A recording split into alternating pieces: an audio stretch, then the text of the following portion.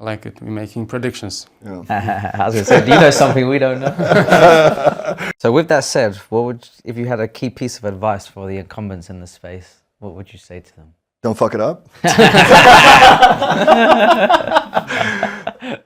If the objective is to be acquired for a substantial sum, and what I mean by substantial, it is both life-changing for you as a founder and is substantial, potentially fund returning for your early investors, there is no way you'll achieve an outcome like that without legitimately scaring the daylights out of the incumbent.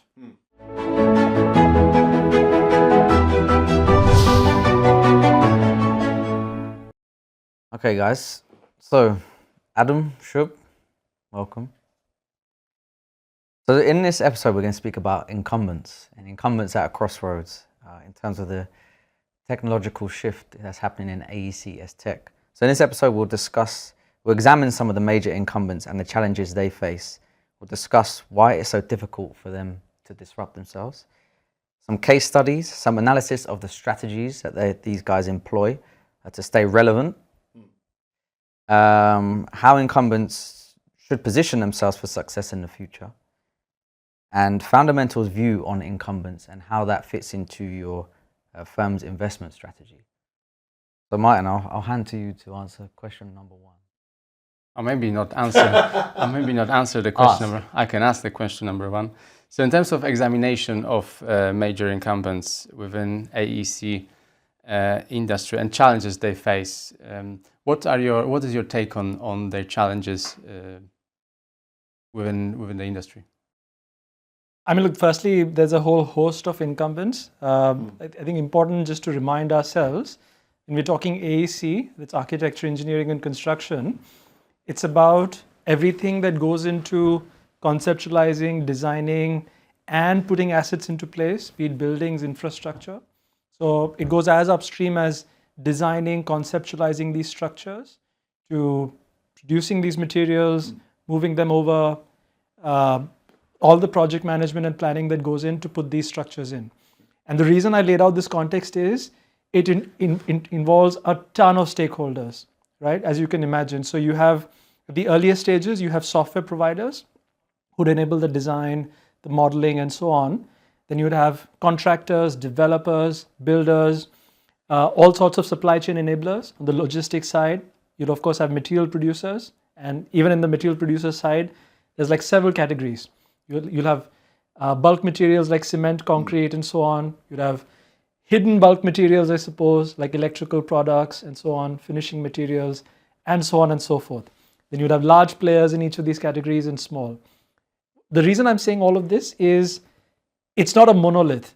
There's like enormous sets of challenges. Some challenges are uniform, but some are very different between, say, large firms and small, etc. Yeah, that's right. And I would say there's one uniform wrapper is that for the most part, most incumbents have been really offline, antiquated. So there have been, for better or worse, probably for worse, have been an all-time low of looking to innovate internally, looking for tech-enabled solutions to drive productivity and efficiency.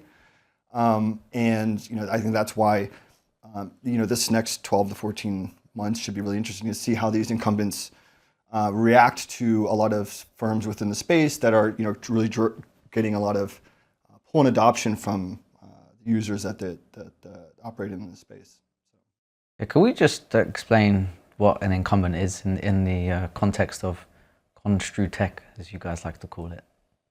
I think my initial reaction in answering that question would be, in general, it would be to look at the larger players, the players who, in relative terms, would have more market power. So, for instance, larger software firms, larger contractors, large building material manufacturers, and so on. And the reason why, again, I'm kind of being very deliberate in how I answer your question is, with the exception of perhaps a few niches in the software side, on design and so on, it's actually as far away from a monopolistic market as you can get. I mean, just to give you an idea, one of the slices, architecture, the world's largest firm, Gensler, if I'm not mistaken, has a market share of less than 1%, right? To give you a sense of how far removed we are from any of the so-called incumbents taking a monopolistic share. This is a designer, right? The one that you mentioned. This would be like an architectural services firm. So this would be the firm designing buildings, designing assets, trying to get buy-in on what the structure finally ends up looking like. What about incumbents like, for example, Autodesk's, Nemetschek's? These are technology companies, really. Yes. So, are they facing any threats from these newcomers? More or less, yes. There's a kind of running joke. I mean, to be provocative, Autodesk, doesn't really innovate from within. It's from without in terms of acquiring. As I was mentioning before, we started this Goldilocks period. Let's call this year and a little bit of 2025. All these incumbents are going to be moved to dance, meaning that they're going to have to use this coffers, this war chest of cash that they've been kind of hoarding over the past couple of years due to interest rates, and putting that to good use to acquire very innovative companies. And you see Autodesk, it's a prime example. They are sitting on, I think, 2.3 billion in cash, which is a large sum, right? So that's an alarming amount of cash. And you're starting to see all these incumbents. For the most part, if you really kind of wind back the hands of time, they didn't really have to act or react because there was really no startup ecosystem. You're seeing this like very budding, blooming startup ecosystem in the built world that are kind of like forcing the hands or forcing these incumbents to get off their chairs and start to dance, meaning I have to start to compete. If I can't compete, I'm going to acquire you. This next 12 to 14 to 18 months is going to be very pronounced, and I think it might be even as acute as Yahoo missing the acquisition of YouTube and Facebook. That's what lost them the search war with Google. So I think there's going to be some players that are going to be who would like to compete more with Autodesk. They're sitting on a ton of cash. Now's your time. If not, they're going these firms that would be prime candidates to acquire are going to outpace the news. Meaning, I'm going to grow so fast, so high, my valuations is uncatchable for a lot of these firms that are way less market size and cash wise in Autodesk. So what's the reason for this timeline that you mentioned? 12, 14 months, something like that?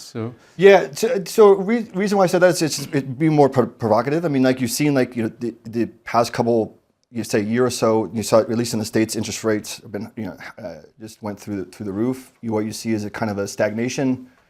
You start seeing now rates coming down. What will happen then? Now you're going to be, I can do some leverage buyouts. I can put leverage on that cash positions that I have. So I think, as well as you're starting to see on the other side, this tells the two cities, right? You have the incumbents that are sitting on this enormous amount of cash. Rates are coming down. I can now start using it. I can put debt on that. But then on the other side is you have these startups that are growing at an inordinate amount of velocity. So you're in this window of, take Autodesk off the table. You have the other incumbents. They're in a cash position that you don't have a certain window that I can use. Say 300 to 500 million of cash, maybe at most as an acquisition.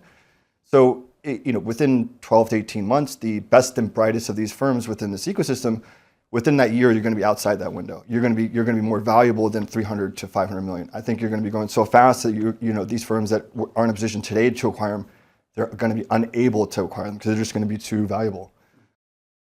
You mentioned earlier that companies like that don't innovate from inside. What are the reasons for that? Is it like solid core preventing and the current revenue streams? So I want to answer that as well as maybe add a perspective on your previous question. We've been bashing Autodesk a fair bit. I think. Let's go with Should we pick on someone else? I think it would help to actually lay out how this space has evolved over as much as 40 years to give you a lay of the land. Why, at least I think, a lot of factors are converging here, right? So if you think back, if I'm not mistaken, Autodesk started sometime in the late 70s or early 80s. 1982. 82. Okay. Oh. Nice. So someone came prepared.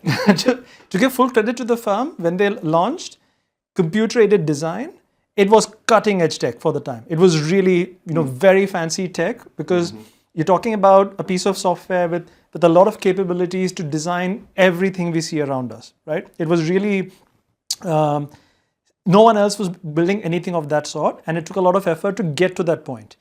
And because they built something so far ahead and so useful, a lot of firms and users eventually ended up completely buying in wholesale to that value proposition, which obviously is a brilliant situation. And at that moment, it was, I'd say, full credit to Autodesk. I mean, it's exactly what we'd like to see from any of our companies. What I think eventually happened over the years and decades is the domination in the early days and the way people sort of bought into it was so complete that it almost sort of, they had like a stranglehold over the ecosystem. And they had a stranglehold so complete. So I think a lot of things we take for granted in other spaces where, for example, obviously venture capital is very active. In fact, even in we use it in the past tense, like things like cloud and so on and so forth, which has perhaps been the most important theme, say in the 2010s, right? It's still not made an entry into computer-aided design and the 3D and 2D design stack, right? Why is that? Not because designers and architects don't want to design on the cloud, but because the dominant players, right? Let's not name any one firm in particular. I was waiting for the name. The dominant firms in this space, their dominance is so utterly complete, they have no incentive to cannibalize themselves and innovate all that and all that stuff, and evolve into the cloud era, right? And I think you can keep on going with that if your competitors can't sort of catch up with you, which is plausible because going back to what I said earlier, computer-aided design, whether we like it or not, in the 80s was cutting-edge tech. It's not just a random piece of software. So if you want to beat something of that sort, you need something which is cutting-edge for today. And you need a lot of things to come together simultaneously and not 5 different pieces sort of cobbled together. That will not work. And I think we are now at a favorable intersection of factors where finally, we're getting a very exciting cohort of companies which have nailed these pieces together at a time when it's not acceptable for a large firm to not offer cloud capability, not offer multi-user capability. I mean, while we are talking, what has also happened now in the 2020s is it's not just cloud, you need multiplayer, real-time multiplayer operability at all times, which obviously the likes of Figma, Miro, Google Docs, etc., everything's happening on a shareable cloud, etc. That's now the new norm. So I think it's a lot of favorable factors converging at the same time, which is why I think now, as Adam mentioned, these things are coming together beautifully for the industry.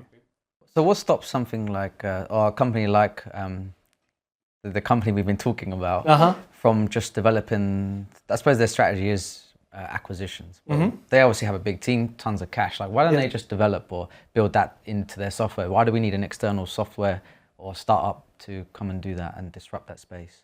So there's a few challenges to it. Firstly, I mean, quite frankly, it is not that straightforward, right? What you're talking about is pretty much creating an entirely new firm. In other words, you need a firm or a team which is giving up the belief that, hey, we are a monopolistic player, we can get away with whatever we want. You kind of abandon this mindset. You have to go in with a very collaborative, multiplayer, 2024 mindset, if I could say that, which, whether we like it or not, it may seem very mundane and straightforward. It is not easy to do. We're ultimately humans. If any of these firms we've been talking about employ these people or sort of get them as part of a team, why would they do that? Why would they give up their security? And if you think of the firm at large, doing any of this is admitting that your products and your strategies suck. Right. Yeah.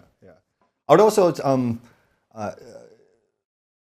look at the incentive structure. A lot of these leadership teams, right? So, like if you really take a step back, technology firms in general or any large companies, how are those leaders being incentivized? And so, if the core is by I'm going to be achieving, I'm going to be incentivized to essentially rise my stock price, earnings per share, or revenue targets, right?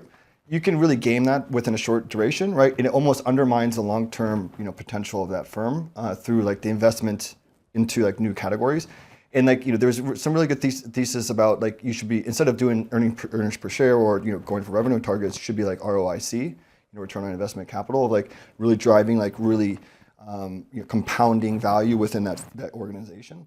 But Shub's right. I mean, it takes, it's why spill the apple cart, right? It's like, hey, everything's going really well. Why, I'm going to take a chance and, spending a lot of cash on a what if, all to see if that what if is captured by these startups. I've got a large growing cash coffers that essentially I'll just acquire those firms if they do hit oil. I think it's also a different problem here that these companies are not, 50-year companies are not run by founders anymore. So there's executives involved and there's different incentive structure for them than for the founder who would like to innovate and the business. So for example, Autodesk 1982, Bentley 1984, Trimble 1978. So all of them within kind of the same year almost, right? Within 2-4 years. So, and it is interesting what you both were saying about this time now, that are we about to see new Autodesk Bentleys in the next few years, you think? But the question is really, is it new technology that is kind of emerging right now, or through, because all of the factors that you mentioned earlier, we might see these companies emerging in the next year or so? I'd say some of these challenger firms or next generation firms, I think they have been in the works for the last few years. I mean, I can point to within our portfolio tremendous firms like SnapTruth, Speckle, a few others like Rayon, and a few others as well. All, I think, with a very good shot at challenging all these incumbents over here. So the reason why I think it is not that straightforward to say, hey, they've suddenly emerged is, as we've discussed, in each of these firms, it's been a multi-year journey to get to the point to offer a product where an incumbent would look at the product and say, oh gosh, we wish we could have built something like this. And even now that we know that these firms, your SnapTruths and Speckles, have these offerings, we can't recreate it. It will take us years and years. In spite of all the cash I have, it would still take us years and years. Yeah. So now, of course, that sounds intimidating. Like, in other words, it takes years of effort.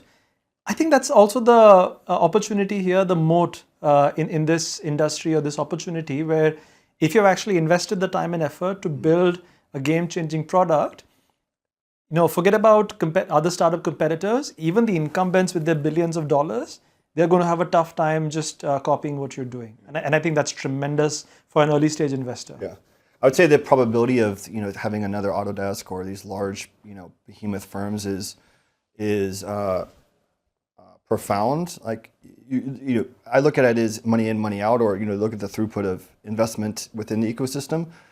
10 years ago, there was really no capital really being injected into the space at all. Now there's starting to be billions of dollars being sunk into the ecosystem at large, and so it's kind of it's fanning the flame, so to speak. And so like now you're giving these founders that are very the best and brightest within the respective verticals an abundance of cash to go and innovate and make these these large potential Autodesk like firms. So it's just the private capital coming to aid in assisting those firms kind of really getting off the proverbial runway. Whereas like from 82 or whatever the year when those were founded, you probably within that that delta, that 10 years, you probably wouldn't find another Autodesk. Really no capital coming in, or in the 1990s or the early 2000s. Now you're seeing an abundance of cash coming in and rewarding those founders of like innovating and trying to still, it's the old saying, your margin is my opportunity, right? And so you're seeing these founders that invest in seeing those margins, those very chunky margins, and that's going to be their their opportunity to build something very, very large. Is it a viable strategy then for a startup in the space, and even investors looking at startups in the space, to invest or as an investor and build as a startup founder to just be acquired by one of these large incumbents? It is. I think it's what a winning strategy constitutes if that's the end game. I think it's a bit like threading the needle. And what I mean by that is, if the objective is to be acquired for a substantial sum, and what I mean by substantial, it is both life-changing for you as a founder and is substantial, potentially fund returning for your early investors, there is no way you'll achieve an outcome like that without legitimately scaring the daylights out of the incumbent. What I mean is, if you're just a cool new toy, that outcome is not happening. You may still get acquired for a decent amount, right? But it's not going to be a life-changing or a fund-returning outcome. For that, you legitimately have to threaten the disruptors or be the disruptor. That is what leads to the really outsized outcomes. So sorry, just to answer your question, yes, but if that's your strategy, you can't say, oh, you know what, now I can take it easy because I'm no longer targeting an IPO. Yeah, right. You better be prepared that you need to be so good that the incumbent sees you as a threat. Right. Yeah. I was just going to go on record and say this year is going to be an unprecedented amount of acquisitions, within the space. I'd say within just year 2024, maybe the first quarter of 2025, I think you'll see an unprecedented amount of acquisitions. At the top level or like medium range? I'm just saying, just across the field. You have a lot of things merging and working for that outcome to be. As I mentioned before, you have these hyper growth firms that are catching the attention of these large incumbents like Autodesk. They're growing at an unprecedented rates. You have the IPO market essentially, like it's quote unquote frozen. So you have a lot of fear and uncertainty and doubt that gets spewed into the founders, the psyche of like, okay, hey, I'm going to give you this acquisition, but if you turn this down, the market's not liquid. It's the IPO market's not there. So it's kind of games the founders to like, maybe I'll take a lower offer because the market's not open and viable to go and find liquidity in those measures. And then of course the interest rates come down. There's a hoard of cash. So I think there's like a confluence of factors that is going to drive that. I like it. We're making predictions. I was going to say, do you know something we don't know? So we spoke a little bit about firms within AE, so architecture, engineering, design. What about incumbents within construction or maybe logistics, Sure. which I believe are more tangible and less digital? What about those? As in, is your question, are they doing a good job innovating and staying ahead of the times? This can be the question. Okay. Look, go ahead. So go ahead. Please. Look, the short answer is no. They all suck. I mean, just to be provocative, like no one's innovating. If you really, no one's really innovating. The big general contractors. I mean, you're seeing a lot of people trying to adopt, collaborate with these startups, but if I'm being brutally honest and be provocative, like no one's. You're not seeing the rate of innovation of these incumbents. I think they really have got caught flat-footed, and so like they're kind of now leaning in quite aggressively. But I think across the field, any incumbents, be it general contractors, developers, on the AE side, no one's innovating or have been innovating. They've been just kind of resting on their laurels. No one's innovating, so why should I? If the company comes up, I'll just acquire them. So I think you're going to start seeing these these big incumbents that are going to get forced to go on the dance floor. So it's going to be really interesting. The trick just not to open a corporate venture capital arm. So I got it's a corporate venture arm. I got a couple of juicy takes on that as well. I mean, so there's a lot of market forces that go against the the corporate venture arms. A lot of startups don't really want to have those corporations or those entities on their cap tables because it's really kind of, it almost has a negative signaling effect. Also, what you end up seeing is those firms dying by asphyxiation. Those startups that take the capital from the CVCs, they die by asphyxiation, meaning like after a while, like these big startups, these motherships just smother you with like asks, and over time you either die out or become just an appendage of that large parent company. So I think they're very bad at emulating kind of the venture capital ecosystem. I don't think they've proven that to be the case. I don't think it's really, the jury's really out there. I think it's been kind of a bloodbath if you're a CVC.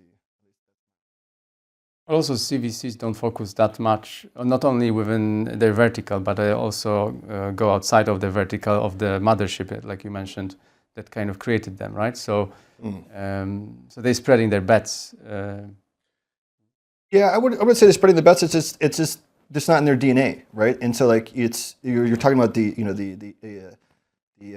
dilemma of innovation, right? It's like, do we acquire them? Do we create a fund to invest and kind of collaborate? Do we do this acceleration?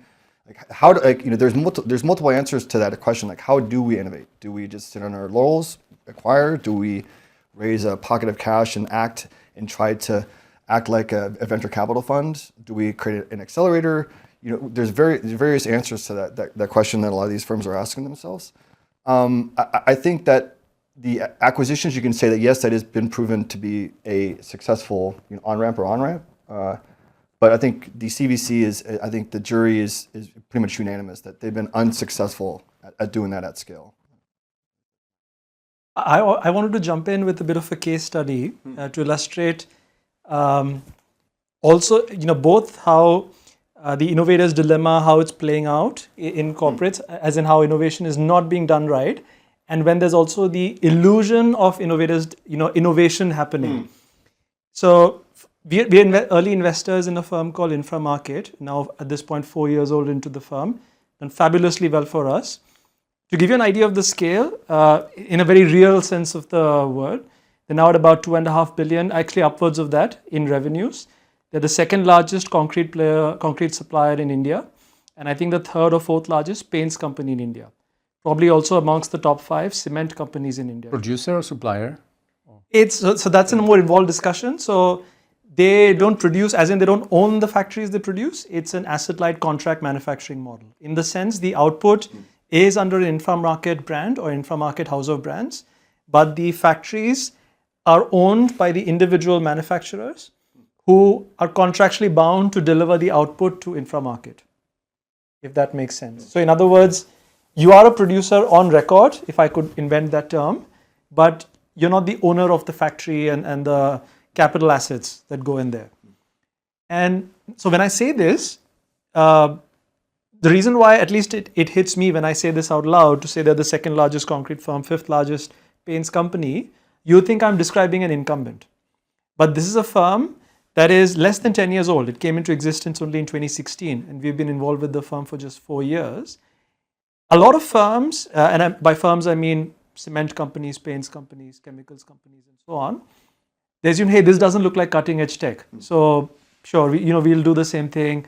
It's just better logistics, better supply chain. So we'll do it, right? No big deal. But the firm is just sort of out executed on the market need or establish a better market feed, and they've raced ahead, which is why they've actually now a lot ahead of other firms you would describe as incumbents. So that I think is the first fallacy of what we are seeing in the innovator's dilemma. It's this illusion that you need to somehow reinvent the wheel by a huge margin to actually achieve real innovation. It's sort of like if you go back to 1995, trying to reinvent social media then, right? The underlying rails don't exist. So perhaps you aim just to build a better Amazon, right? Or build your eBays and whatnot, instead of trying to aim too far into the future. And now that Inframarket has done as well as it has, many of the incumbents or other competitors who are more traditional players, they've decided, okay, you know what, we'll just randomly try to copy the same model. But now it sort of doesn't work because you're copying the model with all the risk of cannibalization, all the risk of admitting that, hey, maybe you suck. So it doesn't really gel well. And I think this is my prediction of how we'll kind of see innovators' dilemma play out for the next 10, 15 years. And the reason why I alluded to 95, in my worldview of what AEC is shaping up to be, we are somewhere circa 1995 to 1999 in the construction tech landscape. In other words, if in 95 someone were to ask you, hey, what does the opportunity for internet look like, right? You'd either be a skeptic or you'll give some super generic answer of, it's something you do maybe to buy books on the side or some used products and that's it, right? Or you give some ultra futuristic version, but you don't necessarily see it as being a part of everyday life. So you tend to correct on the extremes. I think that's where we are on construction, but what we are not witnessing is something is sort of else is happening, which is eating into the everyday and the more important mundane part of construction through the next generation of companies. So looking at some of the strategies that incumbents pursue to stay relevant? We spoke about investing and acquiring startups. One other point here was about partnering with technology firms to co-develop solutions. So I guess similar to like a corporate venture capital setup. But are there other?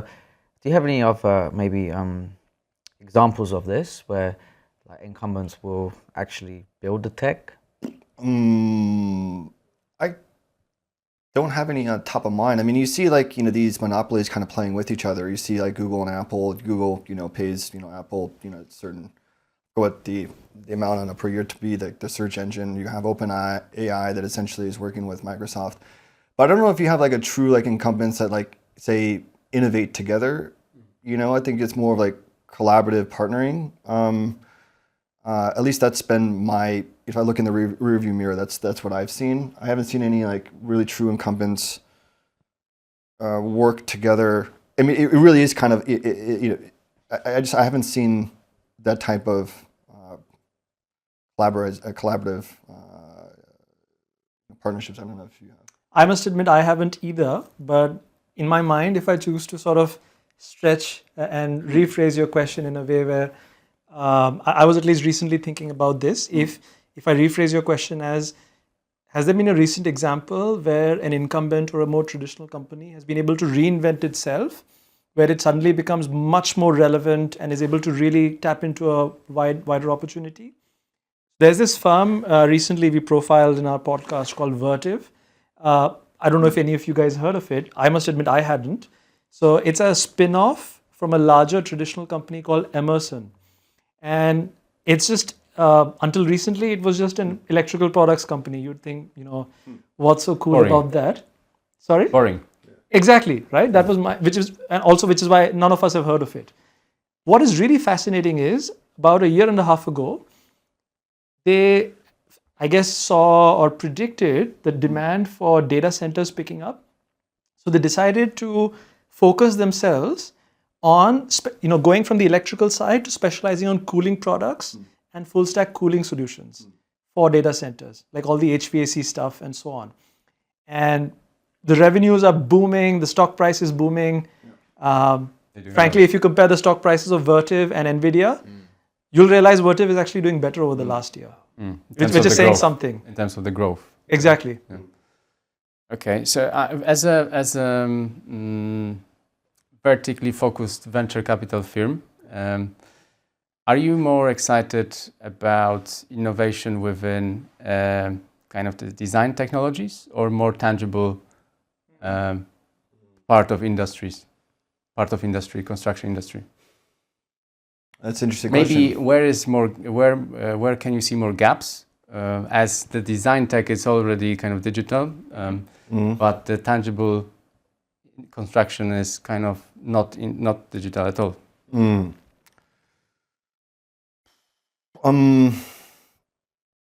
I can provide like some, at least if you're seeing where the capital is being deployed over the past, call it year, 18 months. I'm kind of like pirouetting around the question because it's almost like, you ask your mother or father, like, what's your favorite, child, right? I think there's a lot of really innovative firms that are on the design side. I think there's going to be a lot of innovating, very valuable companies on the hardware stack side. But if you look at like just the capital that's being deployed, it's been now kind of herded and corralled into very capital light firms, which would be design oriented firms, rather than a very capital intensive, say big robotics firms, right? Just for the sake that it's going to take a lot of capital to kind of breed or get that really heavy plane off that proverbial runway. It's all so. I don't think there's one that's better than the other. I think that they're both solving very critical pain points that the industry's facing on a day-to-day basis. Design being applied on the pre-construction side, and of course on like the physical, the atoms, like robotics, like removing these big hairy challenges that the industry is facing, with just in terms of just the labor force. There's just a very lack of labor in the coming years, and a lack of new demographics. The younger demographics that are coming into the trades are going to be pretty much zero. So I think they're both solving a very acute pain point for the industry. But I like both solutions. I'm not I mean, look, I have a bit of a bias. So, of the markets I cover, most of them are emerging markets. And look, the reality of the situation is, while both design and, let's say, for sake of simplicity, it's called design and tech in one bucket and real and physical in one bucket, they're both needed, but the real and physical is way more urgently needed in emerging markets than the tech and the digital side. Not because they wouldn't benefit from having more tech, but most of these economies lack the basic infrastructural rails for conducting transactions and for just having smoothly operating supply chains that we take for granted in mature economies. And I mean, so for instance, you can't have cutting edge tech before you know that your trucks are arriving on time. Because what's the point of building cutting edge tech if you have no idea when your truck will arrive, right? So exactly. So I think that is where, at least most of my time at Foundamental, that is what has excited me. Thankfully, also with good reason. I think we have seen tremendous uptake in a lot of those firms.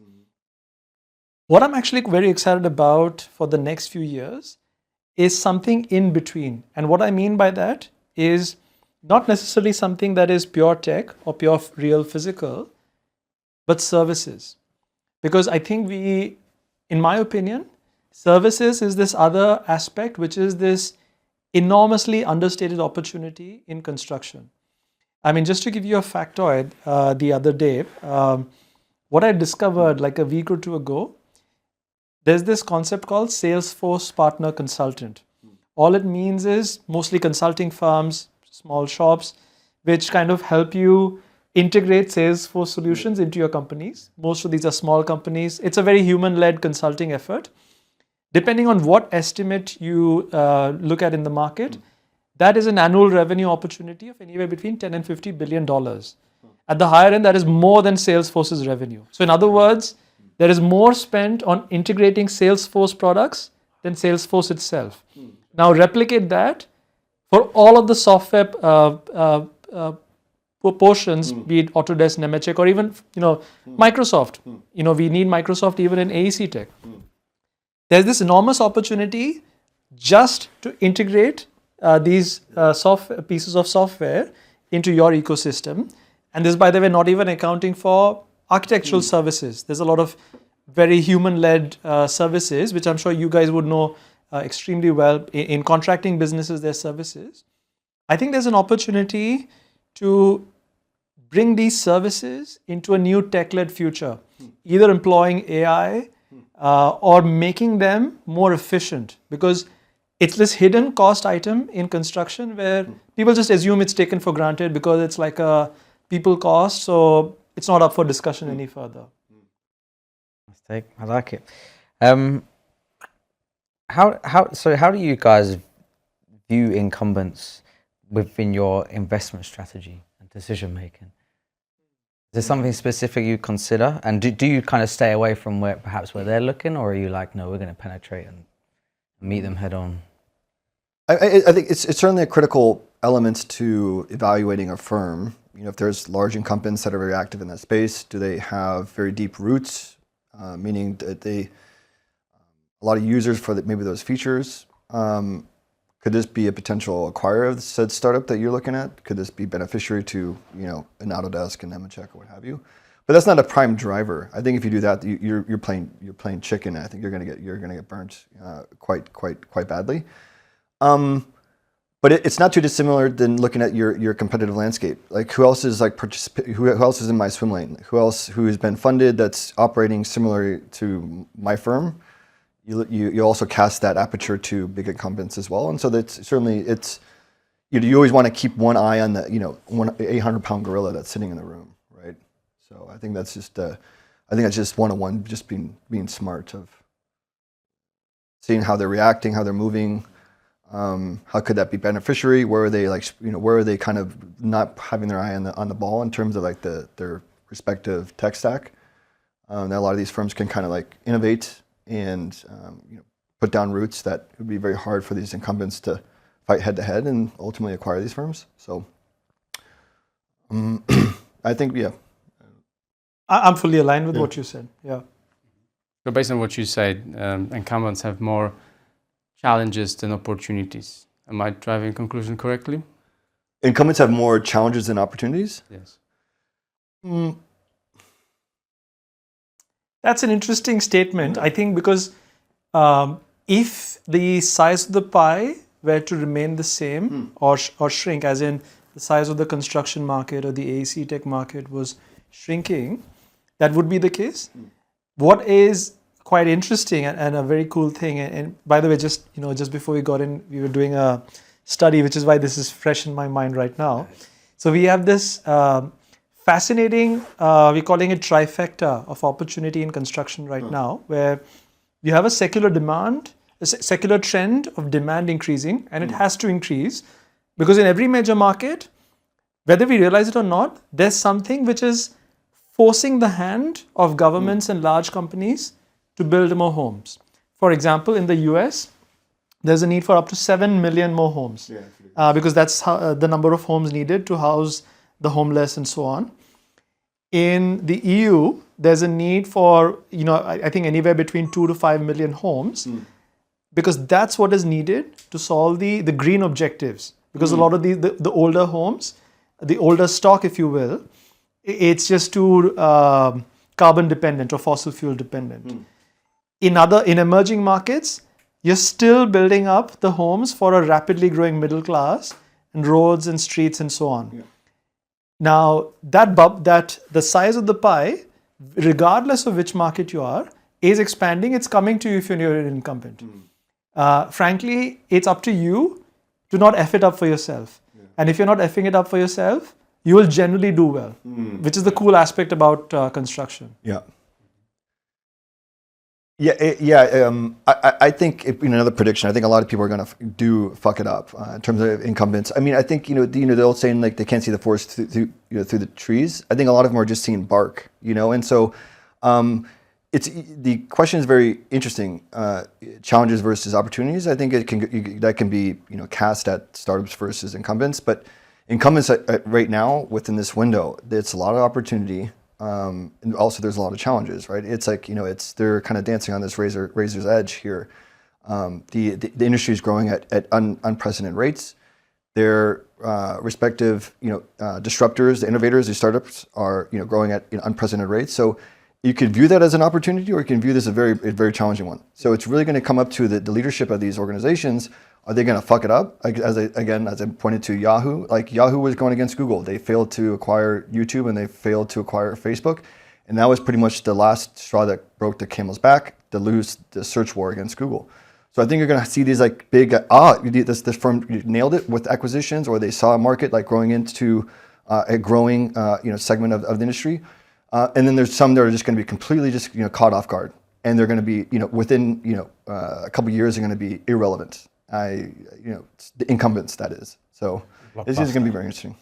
Blockbuster. Survival of the fittest. That's right. I mean, it's Darwinism, right? So, and that's going to play out in business. Survival of the fittest, and I think who's ever leading the charge of these incumbents, will be very telling to see if they're going to be, fighting for another day, or they're going to be, going the way of the dodo bird. So, very, very telling. So with that said, if you had a key piece of advice for the incumbents in the space, what would you say to them? Don't fuck it up.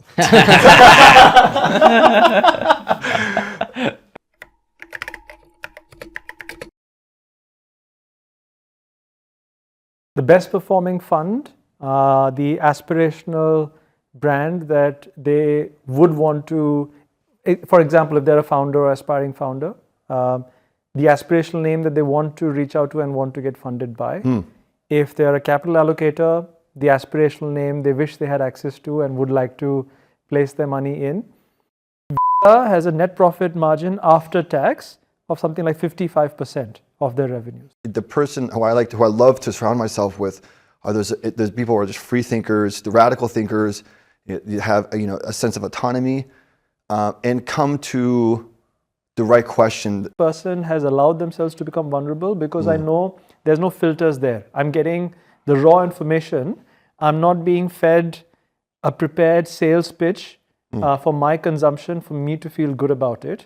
what we have done over the last 6 years or so has allowed us to build up a position of privilege and unfair advantage where, I mean, at least in my worldview, it's our game to lose now. Right when you start, kind of coloring outside the lines of the thesis, the structure, reaching for the sake of reaching, I think that's when it becomes very dangerous. And you start seeing just a decayed nature of those funds and firms.